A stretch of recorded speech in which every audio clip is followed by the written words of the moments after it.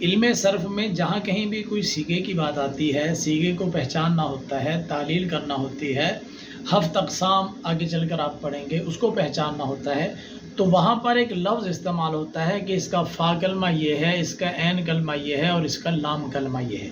تو فا کلمہ، عین کلمہ، لام کلمہ، یہ جگہ جگہ پر یہ لفظ آئیں گے۔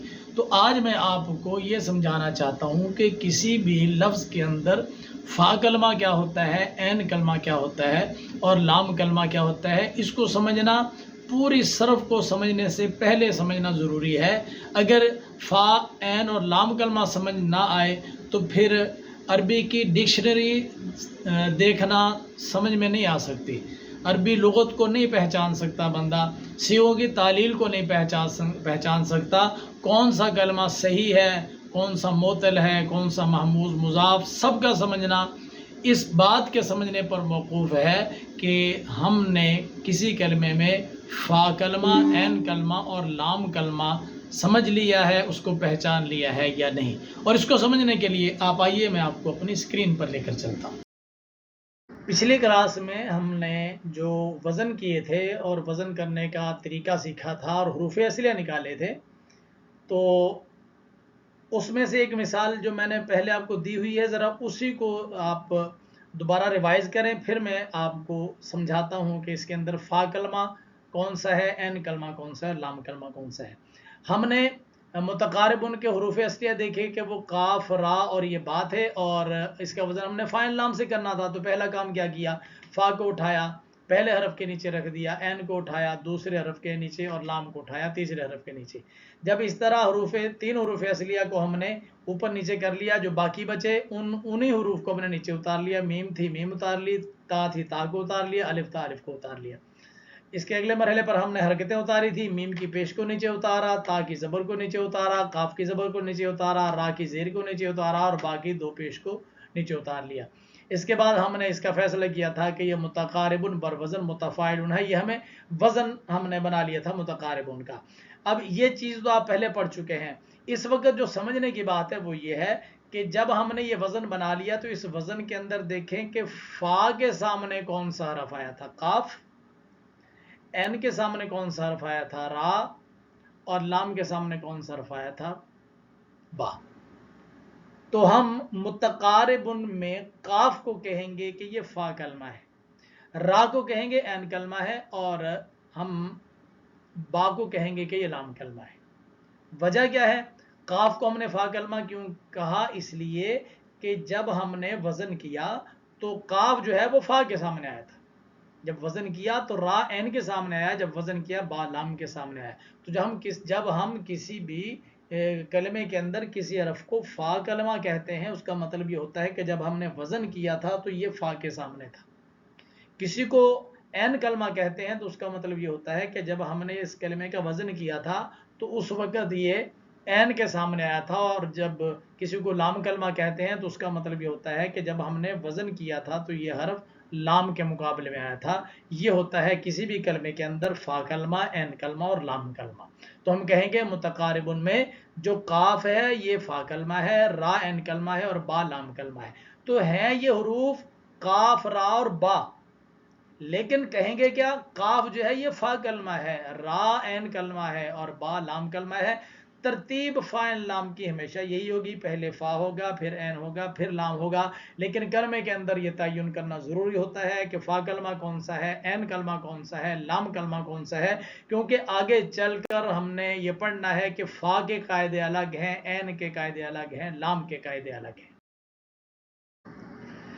اسی طرح یہ دوسری مثال بھی آپ پہلے حل کر چکے ہیں۔ میں آج کی کلاس میں آپ کو انہی اسباق میں سے فا، عین اور لام کلمے کے تعین کے بارے میں بتانا چاہتا ہوں۔ اس تنصر کا وزن ہم نے کیا، اس کے حروف اصلیہ پہلے ہم نے لیے، حروف اصلیہ ہمیں ملے نون، صاد اور را، اور اس کا وزن ہم نے کرنا تھا فا، عین، لام سے۔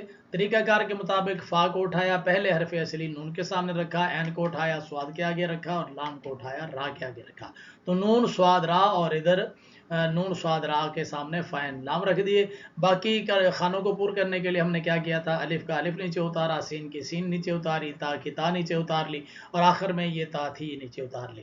جب یہ سارے خانے پر ہو گئے اس کے بعد ہم نے اوپر والی حرکتیں نیچے اتاری، حمزہ کی زیر نیچے اتاری، سین کے جزم نیچے اتاری، تا کی زبر نیچے اتاری، نون کی بھی جزم نیچے اتاری، صاد کی زبر نیچے اتار لی، اور را کی جزم نیچے اتار لی، اور تا کی پیش نیچے اتار لی.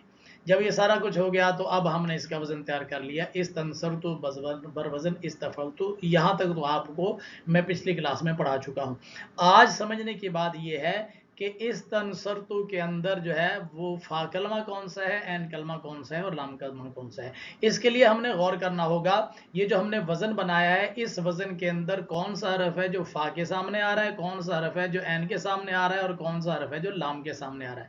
تو ہم نے غور کیا تو فا کے سامنے نون آ رہا تھا، عین کے سامنے صاد آ رہا تھا، اور لام کے سامنے را. تو یہ تین حرف اصلی تھے.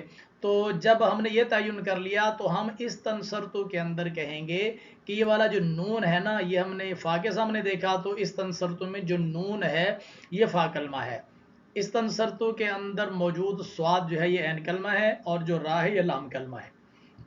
تو استنصرت کلمہ میں نون، صاد اور را حروف اصلیہ ہیں، اور ان حروف اصلیہ میں جو نون ہے یہ فا کلمہ ہے، جو صاد ہے یہ عین کلمہ ہے، جو را ہے یہ لام کلمہ ہے.